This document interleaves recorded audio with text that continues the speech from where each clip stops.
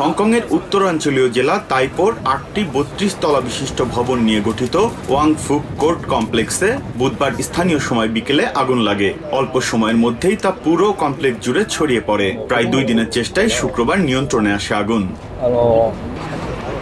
Fire ডিপার্টমেন্টের তথ্য অনুযায়ী স্থানীয় সময় শুক্রবার সন্ধ্যা পর্যন্ত ১২৮ জনের মৃত্যু হয়েছে। প্রায় ২ শতাধিক মানুষ এখনো নিখোঁজ রয়েছেন। দমকল কর্মীরা ভবন থেকে ৫৫ জনকে জীবিত উদ্ধার করেছে। শুক্রবার আনুষ্ঠানিকভাবে উদ্ধার অভিযান সমাপ্ত ঘোষণা করা হয়। মোট ৭৯ জন আহত হয়েছেন, যাদের মধ্যে ১২ জন দমকল কর্মী। ভয়াবহ এই আগুনে বাসস্থান পুড়ে যাওয়ায় নিঃস্ব হয়ে গেছেন অনেকেই। এখন তাদের সঙ্গী শুধুই কান্না আর হতাশা। ওটাই ছিল আমার বাড়ি। আমাদের জীবনটা সত্যিই সুখের ছিল। প্রতিদিন কাজে যেতাম, ফিরে এসে প্রতিবেশীর সঙ্গে হাসি মুখে কথা বলতাম। এখন সেই প্রতিবেশীদের কাউকে পাচ্ছি না। কি হয়েছে তাদের আমরা জানি না। আমাদের এখন কি হবে তাও জানি না।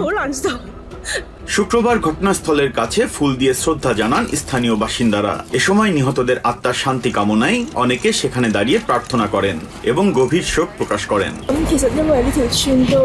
এই আবাসন কমপ্লেক্সে অনেক বয়স্ক মানুষ থাকতেন। এটা বেশ পুরনো আবাসন হিসেবে ধরা হয়। দুঃখের বিষয়, আগুনটি দুপুরে লেগেছে, তাই সব বয়স্করা ঘরে ছিলেন এবং বের হতে পারেননি, যা খুবই মর্মান্তিক। ঘটনায় জড়িত সন্দেহে বৃহস্পতিবার নির্মাণ কোম্পানির ৩ কর্মকর্তাকে গ্রেপ্তারের পর শুক্রবার আরো ২ জনকে গ্রেপ্তার করেছে পুলিশ। পুলিশ মনে করছে নির্মাণ সংস্থার দায়িত্বে অবহেলা এবং অনিরাপদ নির্মাণ সামগ্রীর কারণে অগ্নিকাণ্ডের এ ঘটনা ঘটে থাকতে পারে।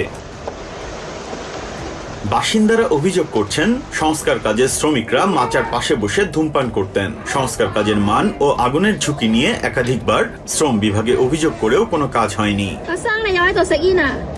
বিশেষজ্ঞরা বলছেন, এই আগুন মূলত বাঁশের মাচা এবং সংস্কারকালে ব্যবহৃত অন্য দাহ্য উপকরণ থেকে ছড়িয়েছে। সংস্কার কাজে বাঁশের মাচা ব্যবহার না করে ধাতব পাটাতন ব্যবহারের পরামর্শ দেন তারা। অবশ্যই উপকরণের দিক থেকে ধাতব মাচা কম দাহ্য।